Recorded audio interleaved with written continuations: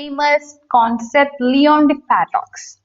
അപ്പോൾ ലിയോൺ-ഡിഫ് പാരഡോക്സ് എന്ന് പറയുമ്പോൾ തന്നെ നമ്മുടെ ഇന്റർനാഷണൽ ഇക്കണോമിക്സിലെ വളരെ ഇമ്പോർട്ടന്റ് ആയിട്ടുള്ള ഒരു കോൺസെപ്റ്റ് ആണ്. ഇതൊരു തിയറി ബേസ്ഡ് കോൺസെപ്റ്റ് ആണ്. അപ്പൊ നമുക്ക് എന്താണെന്ന് നോക്കാം. ഓക്കെ, സോ ലിയോൺ-ഡിഫ് പാരഡോക്സ് ഒരു എംപെറിക്കൽ ഇക്കണോമിക് ഫൈൻഡിങ്ങിനെ ബേസ് ചെയ്തിട്ടാണ്. അതായത് എംപെറിക്കൽ ഫൈൻഡിങ് എന്ന് പറയുമ്പോൾ നമ്മൾ ഡേറ്റ ബേസ്ഡ് ഫൈൻഡിങ്ങിനെ ബേസ് ചെയ്തിട്ട് വന്നിട്ടുള്ള ഒരു കോൺട്രാസ്റ്റിംഗ് കേസ് ആണ്.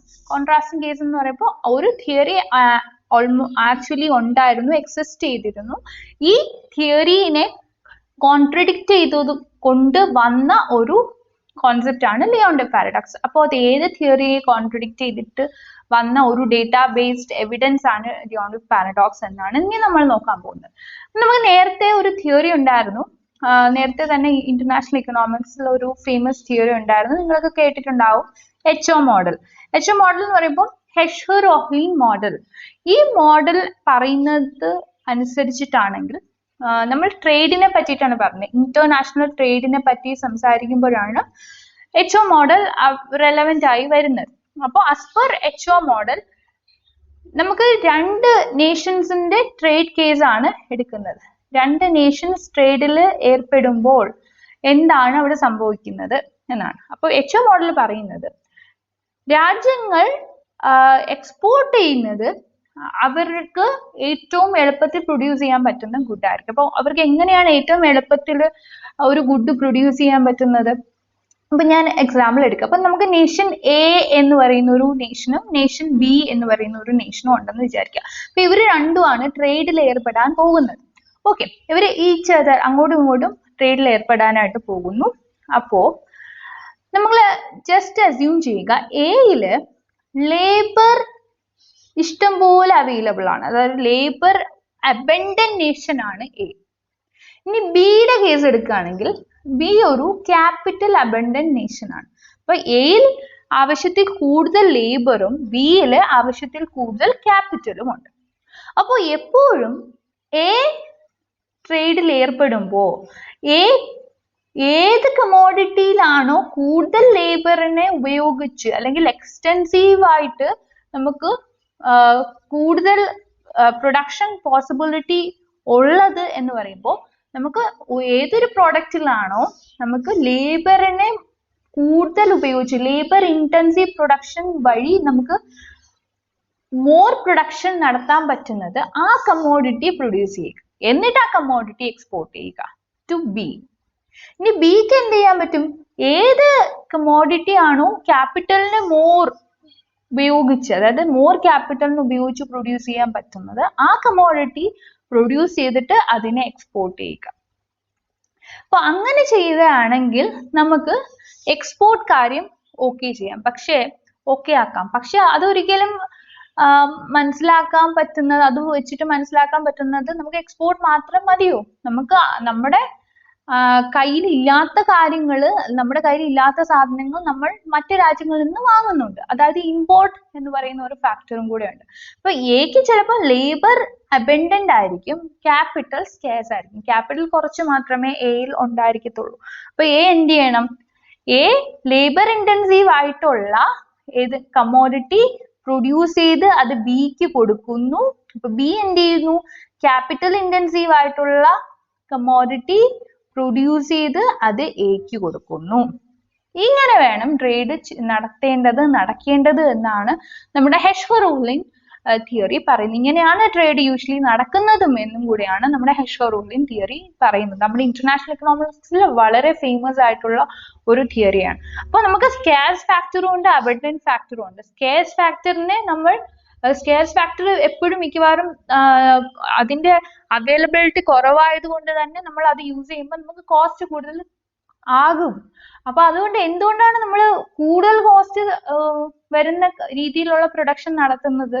അതിനേക്കാൾ നല്ലത് നമുക്ക് ലെസർ കോസ്റ്റ് വരുന്ന പ്രൊഡക്ഷൻ നടത്തിയിട്ട് നമ്മുടെ കയ്യിലുള്ള ഫാക്ടേഴ്സിനെ മാക്സിമം യൂസ് ചെയ്തിട്ട് മാക്സിമം പ്രൊഡക്ഷൻ നടത്തി മാക്സിമം എക്സ്പോർട്ട് ചെയ്ത് അതിൽ നിന്നും കിട്ടുന്ന ഗെയിൻസ് വെച്ചിട്ട് നമുക്ക് എന്തുകൊണ്ട് നമുക്ക് ഇല്ലാത്ത ഫാക്ടറിനെ അല്ലെങ്കിൽ കുറച്ച് മാത്രമുള്ള ഫാക്ടറിനെ യൂസ് ചെയ്ത് പ്രൊഡ്യൂസ് ചെയ്യുന്ന കമോഡിറ്റി നമുക്ക് ഇമ്പോർട്ട് ചെയ്തുകൂടാ എന്നാണ് നമ്മുടെ ഹെഷർ-ഓഹ്ലിൻ തിയറി പറയുന്നത്.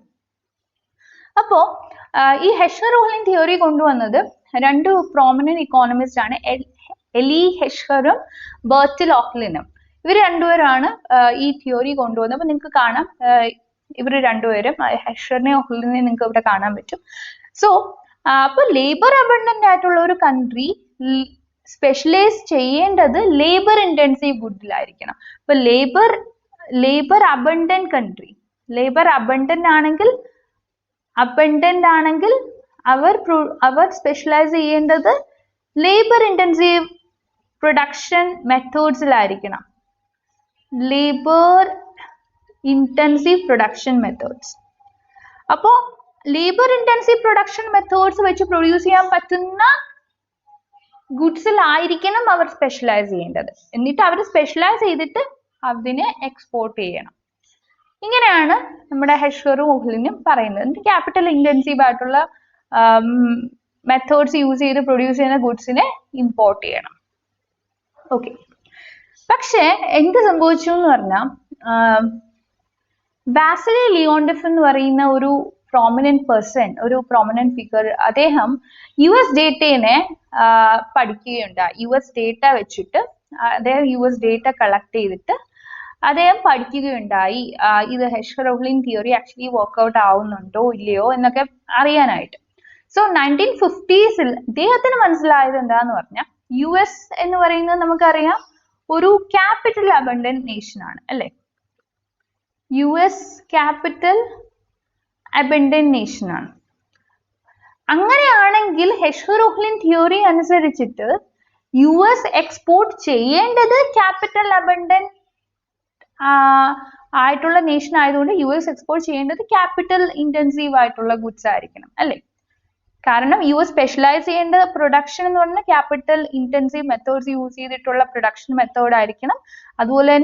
അതുകൊണ്ട് തന്നെ US എക്സ്പോർട്ട് ചെയ്യേണ്ടത് ക്യാപിറ്റൽ ഇന്റൻസീവ് ആയിട്ടുള്ള പ്രൊഡക്ഷൻ മെത്തേഡ്സ് വെച്ച് യൂസ് ചെയ്യുന്ന ഗുഡ്സ് ആയിരിക്കും. പക്ഷേ US-ൽ എന്താ സംഭവിച്ചെന്ന് വെച്ചാൽ ഇദ്ദേഹം വാസിലി ലിയോണ്ടോഫ് US-നെ പഠിച്ചപ്പോൾ 1950s നടന്ന കാര്യം, US എക്സ്പോർട്ട് ചെയ്യുന്നത് ലേബർ ഇന്റൻസീവ് ഗുഡ്സ് ആയിരുന്നു.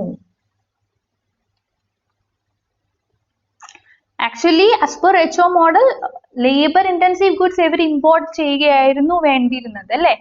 കാരണം ലേബർ സ്കേഴ്സ് ആണ്, US ക്യാപിറ്റൽ അബണ്ടന്റ് ആണ്. അങ്ങനെ വന്നപ്പോൾ നമ്മുടെ വാസിലി ലിയോണ്ടോഫിന്റെ ഡേറ്റ, വാസിലി ലിയോണ്ടോഫിന്റെ ഫൈൻഡിങ്സ് എല്ലാം തന്നെ കോൺട്രഡിക്റ്റ് ചെയ്തു HO മോഡലുമായിട്ട്.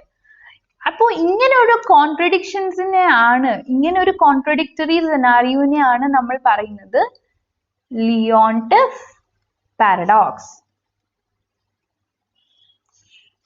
ഓക്കെ, സോ നമുക്ക് മോർ ഡീറ്റെയിൽസിലേക്ക് പോവാം.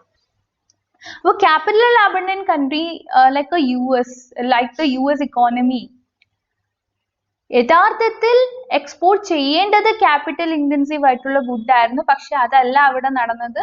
അവരവിടെ എക്സ്പോർട്ട് ചെയ്തിരുന്നത് ലേബർ ഇന്റൻസീവ് ആയിരുന്നു. എന്നിട്ട് അവരവിടെ ഇമ്പോർട്ട് ചെയ്തത് ലേബർ ഇന്റൻസീവ് ഗുഡ് ആയിരുന്നു ഇമ്പോർട്ട് ചെയ്യേണ്ടത്. പക്ഷെ അവരവിടെ ഇമ്പോർട്ട് ചെയ്ത് ക്യാപിറ്റൽ ഇന്റൻസീവ് ഗുഡ്സ് ആയിരുന്നു.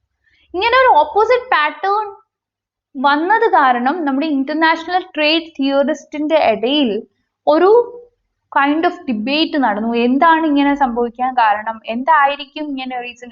ഹെഷർ ആൻഡ് ഓഹ്ലിൻ ഓൾറെഡി അവരുടെ തിയറി ഡേറ്റ വെച്ചിട്ട് എസ്റ്റാബ്ലിഷ് ചെയ്തതായിരുന്നു. ബട്ട് വൈ ലിയോണ്ടോഫ് ഇതേ ഒരു സെനാറിയോ പഠിച്ചപ്പോൾ എന്തുകൊണ്ടാണ് ഇങ്ങനെ ഒരു കോൺട്രഡിക്ടറി റിസൾട്ട് വന്നത് എന്നുള്ളൊരു ക്വസ്റ്റ്യൻ വന്നു. അപ്പോ എന്തൊക്കെയാണ് പോസിബിലിറ്റീസ് എന്ന് പറയുന്നത്? ഒന്ന്, നമുക്ക് ഡിഫറൻസസ് എടുക്കാം. Quality based differences. നമുക്കറിയാം US പോലെയുള്ള ഒരു കൺട്രി എപ്പോഴും ക്വാളിറ്റിക്ക് ഇമ്പോർട്ടൻസ് കൊടുക്കുന്ന കൺട്രി ആയിരിക്കും. അപ്പോ അവര് എക്സ്പോർട്ടഡ് ഹൈ ക്വാളിറ്റി ഗുഡ്സ് ആയിരിക്കാം.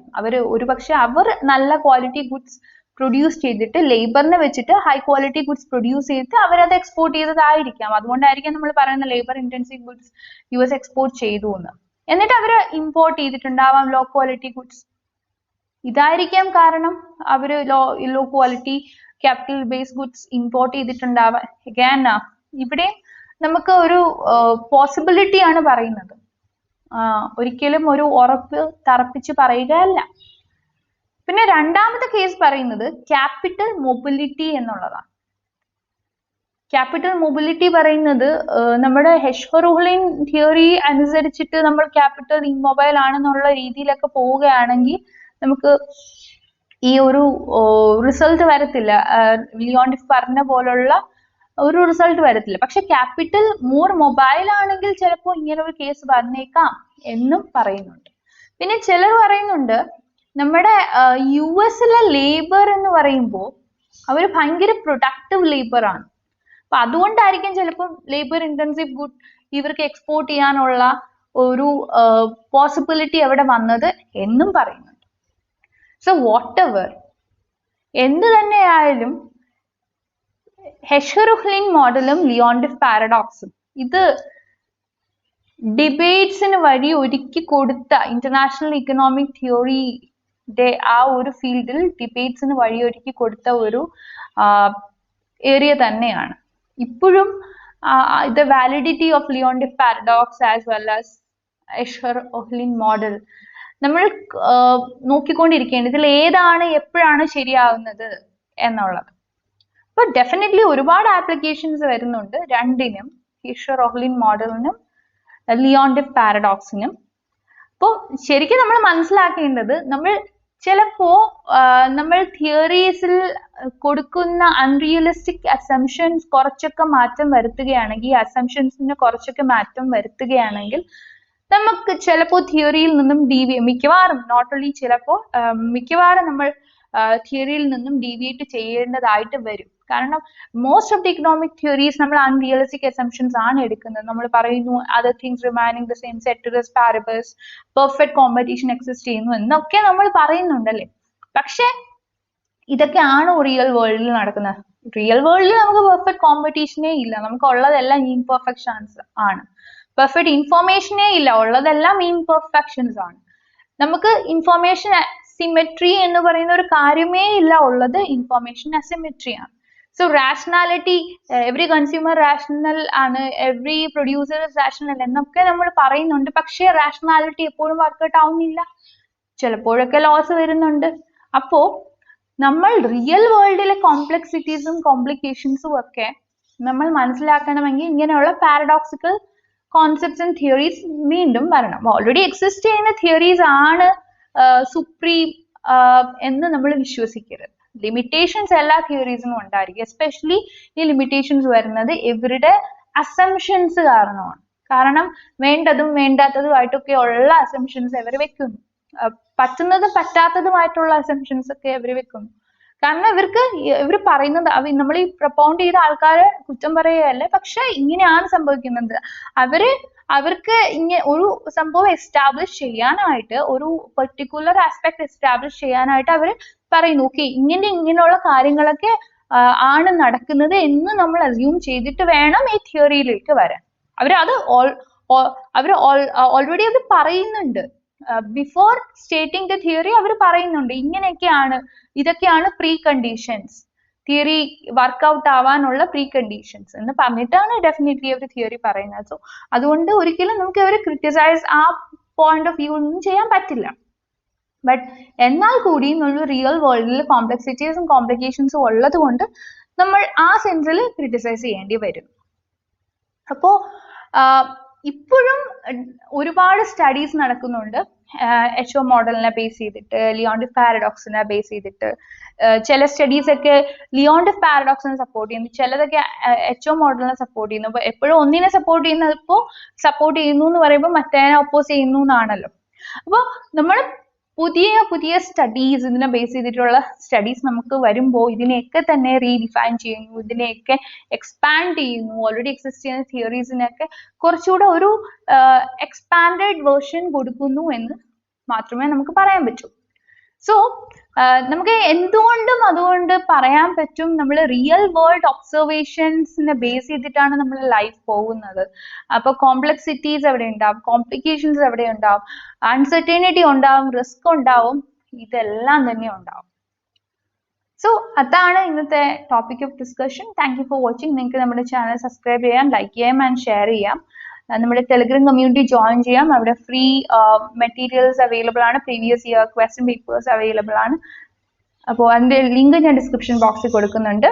പിന്നെ നിങ്ങൾക്ക് ലേൺ എക്കണോമി ആപ്പ് ഡൗൺലോഡ് ചെയ്യാം, അതിൻ്റെയും ലിങ്ക് ഡിസ്ക്രിപ്ഷൻ ബോക്സിൽ കൊടുക്കുന്നുണ്ട്. So that's it. Thank you.